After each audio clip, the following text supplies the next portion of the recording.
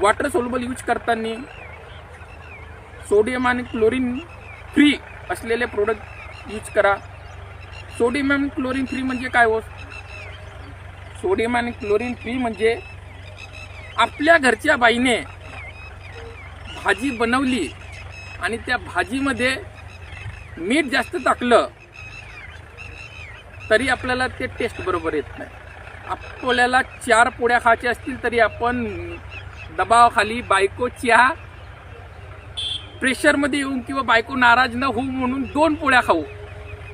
भलाई म्हणू नाही खारट झाली तर 2 पोळ्या खाऊ. किंवा भाजीमध्ये मीठ कमी पडलं, अनुली झाली, तशी पण भाजीची टेस्ट बिघडणार आणि 4 पोळ्या खायच्या 2च खाऊ आपण. तसंच झाडाचं आहे हो मालक. जेव्हा आपण वॉटर सोल्युबल टाकतो ना त्यावेळेस काय होतं माहिती आहे का? त्या वॉटर सोल्युबलवर सोडियम जातो. सोडियम म्हणजे क्षार म्हणजे नमक.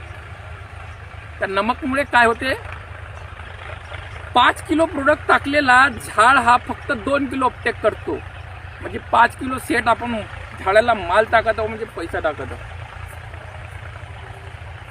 हा पैसा जेव्हा टाकत आहोत आपण तर तो पुरेपूर उपयोग झाला पाहिजे. त्या उद्देशानं आपण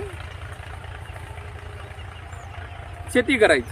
मग आता पकडा का आपण 5 किलोचे पैसे टाकत आहोत आणि 2 किलो तो झाडाला अपटेक होत आहे तर पैसा नासोडा झाला नसेल, त्यावर जमीन आपली खराब होत आहे, क्षारयुक्त होत आहे, पीएच खराब होत आहे.